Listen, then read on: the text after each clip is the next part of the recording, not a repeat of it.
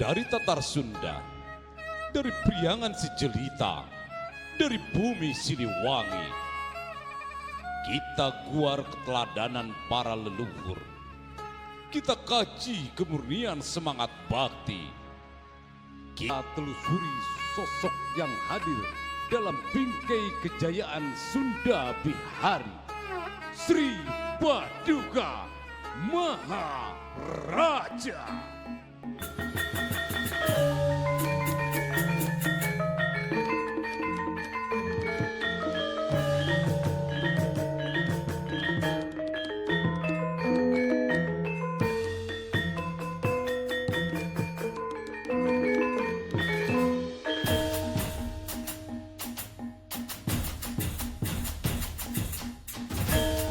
Hara berguncang di tatanan bumi Pasundan sepeninggal Prabu Niskala Wastu Kencana pada tahun 1475 Masehi.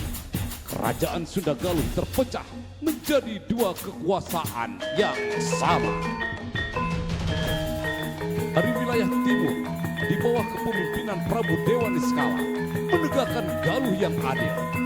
Dari wilayah barat di bawah kepemimpinan Prabu Susuk Tunggal menjaga Sunda nan suci. Dua cahaya menjelma menjadi dua kekuatan yang sama besar di Tatar Sunda, tak menyatu dalam satu cahaya keemasan. Pada tahun 1482, takdir mengubah segalanya. Dari darah para raja, lahirlah seorang pewaris bijaksana, Jaya Dewata, sang putra mahkota Galuh. Bangkit dengan semangat juang, berhasil mempersatukan kembali Sunda Galuh dalam satu nafas, satu jiwa, satu kejayaan. Di bumi Pakuan Pajajaran, ia dinobatkan sebagai penguasa seluruh Tatar Sunda dengan gelar Sri Baduga Maharaja. Ratu Aji di Pakuan Pajajaran, Sri Sang Ratu Dewata Siliwangi.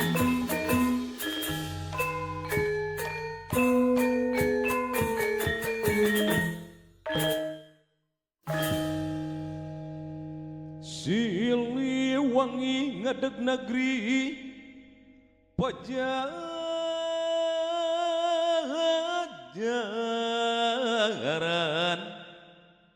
ngaheuyeuh Tatar Sunda. Nanjurkeun ajen inajen ngajaga karahayuan negeri tingtrim. Silih asah silih asih silih asuh